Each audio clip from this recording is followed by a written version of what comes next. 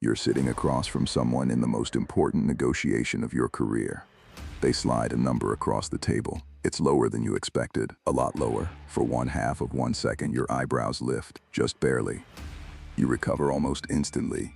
You think no one noticed. The person across from you noticed. In that half second, the entire power dynamic of the room shifted. They didn't just save money. They realized they owned the conversation. They saw your surprise, and your surprise told them exactly where your limit is. You didn't lose the deal when you walked out of the room. You lost it the moment your face moved. This is dark psychology in action, the invisible manipulation happening through micro-expressions and body language.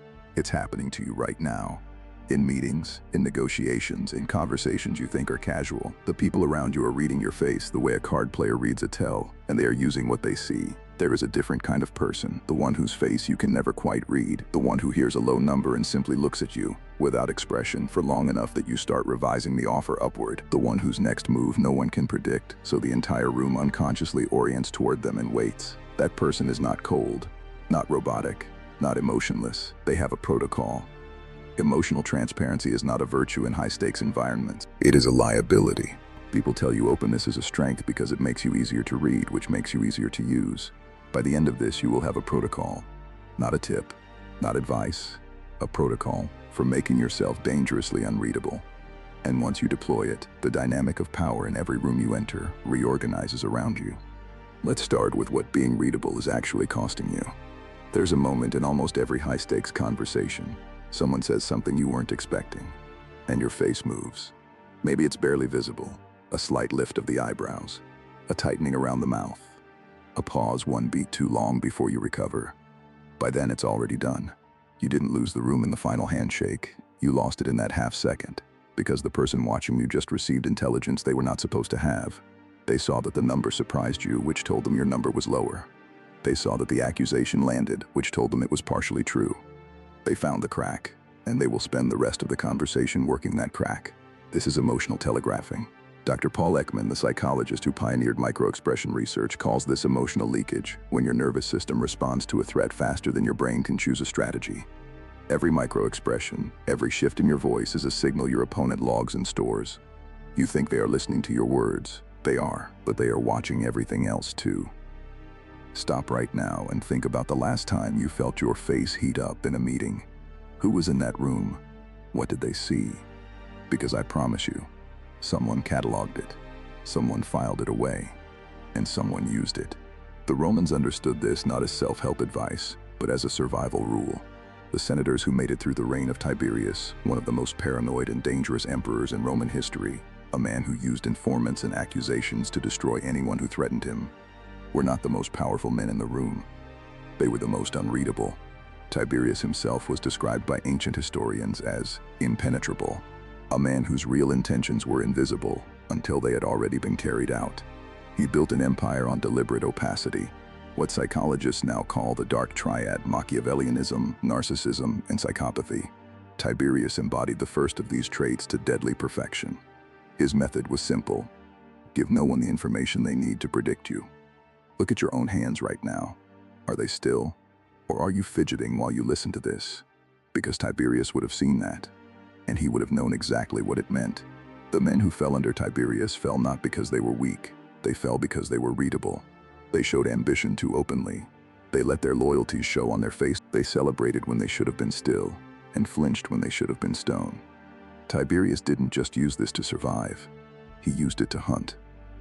And there are people in your world doing exactly the same thing right now. Every time you react, you hand them a coordinate. Plot enough coordinates over time, and they have a complete picture. They don't need to interrogate you. They just need to watch. Every flash of irritation, every moment of visible excitement, every flinch when a certain topic surfaces, these add up. And eventually the people around you know exactly where to apply pressure to get what they want. Here is where most people go wrong. They confuse two things that are completely different: authenticity and transparency. Authenticity is about your values. You don't fake beliefs you don't hold. Don't perform virtues you don't live. That's integrity. Transparency is something else entirely. Transparency is whether people can see your real position, your actual limits, what you want and how badly you want it in real time. That's strategic information.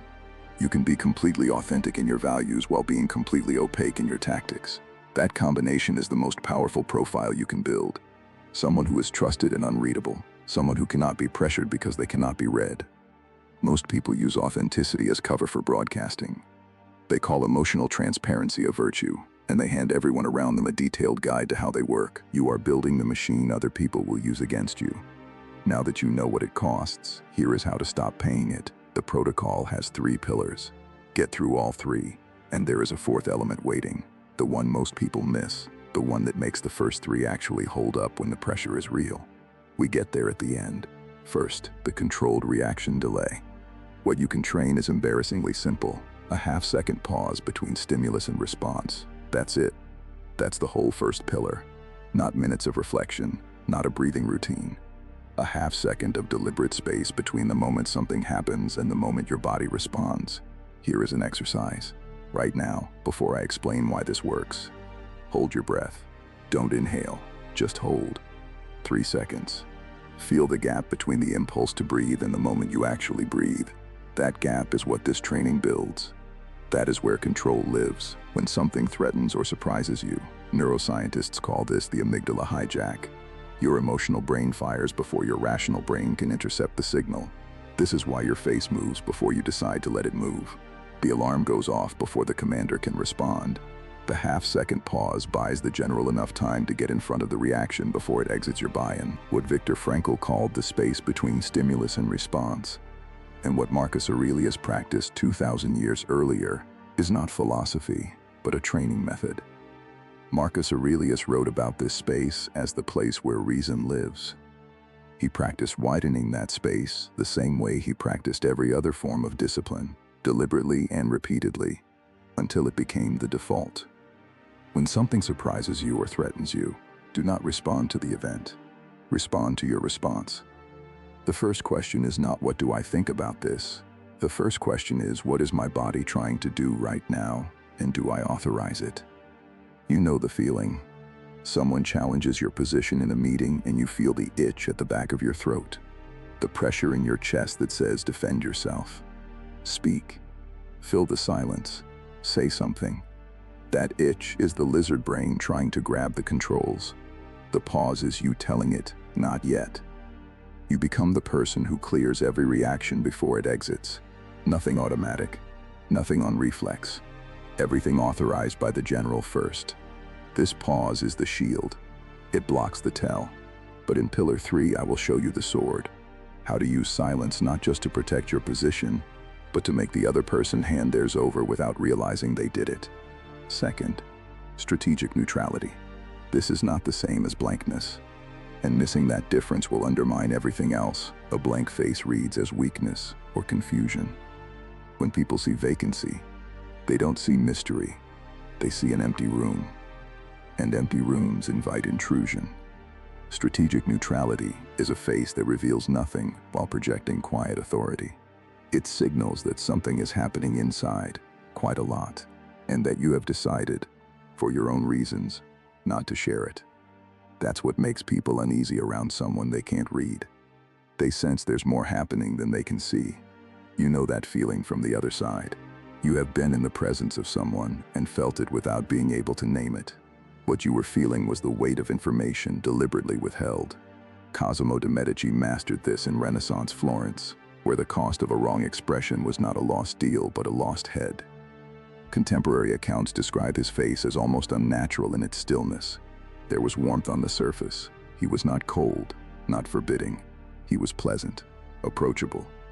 But beneath that warmth was perfect calculation that no one could access. This is what dark psychology practitioners call the mask of affability, appearing open while revealing nothing. Warmth on the surface, calculation underneath, the pleasant exterior that projects openness while giving away nothing. That is the model. Your face should say, I am completely at peace with how this is going. It should say that even when it is not true. After every emotional trigger, return your face to its resting position. Not a forced calm, not a frozen expression, just the return to baseline. Treat it like a muscle that contracts and then releases back to resting length. The goal is to shorten that return time until they won't even see your face change. Practice this watching something that moves you and choose how much of it exits. Practice it in low-stakes conversations before you need it in high-stakes ones. The face is a skill. Train it like one. That covers the face. But a face that gives nothing away is only useful if you're also controlling what you say and when. That's the third pillar, and it comes with the weapon I promised you. Finally, the third pillar, controlled information release. The person who knows more and reveals less holds all the leverage. That's not a cynical way to operate, it's just how asymmetry works. Every piece of information you release voluntarily narrows the other person's uncertainty about you. The more they know about your limits, your timeline, your alternatives, the more precisely they can apply pressure. Give them nothing and they are guessing. Guessing people make mistakes. Guessing people fill silence with concessions. Here is the sword I promised you. In any high-stakes conversation, ask 2 questions before you offer one piece of information. Questions produce intelligence and reveal nothing about you. But here's the deeper move. When you stay quiet after making a statement or receiving an offer you don't like, the other person feels compelled to fill the silence. They over-explain. They justify themselves. They walk back their position without being asked. They tell you what they are actually worried about. Silence is a vacuum. People cannot sit inside it without confessing. The next time someone makes you an offer you don't like, do not counter immediately. Do not react at all. Just look at them. Hold it. Say nothing. Wait. 1 second. 2. 3. In those 3 seconds, the other person will begin to feel the weight of their own number. Some will start revising it upward before you have said a single word. That's not psychology. That's just what silence costs the person who can't sit inside it. You gave them nothing. Their imagination did the rest. Also pay attention to what you give away in casual conversation. Your anxieties. Your timelines. Whether you have other options or not. People treat small talk as harmless. It is not. The person who knows you are under deadline pressure before the negotiation starts already has a weapon. The person who knows you want this deal badly is already using your own desire against you. There is a fourth element most people miss, and it is the one that makes the first 3 hold up when the pressure is real. Here is the problem with protocols. You learn the 3 pillars, you practice them in low-stakes situations. See results. Feel the shift. Then a real moment arrives. High stakes. Real consequences. Someone skilled and aggressive pressing exactly the right spots. And the whole structure collapses. The pause disappears. The neutrality cracks.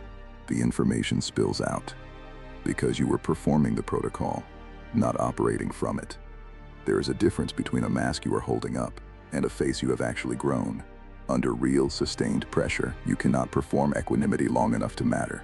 You have to build the internal state that makes composure a property, not a performance. This is emotional sovereignty, not the absence of feeling. The refusal to let your feelings make your decisions for you. You know what it feels like when feelings are running the show. The palms that go damp the moment a threat appears. The ringing in the ears when someone says something that exposes you. The dry throat before you speak in a room that holds real power over you. These are physical experiences, and when they are running your system, your face is broadcasting whether you want it to or not. The goal is not to stop feeling these things. The goal is to feel them without handing them the controls. The Spartans are the clearest example in history. Their training system was not designed to produce men who felt no fear.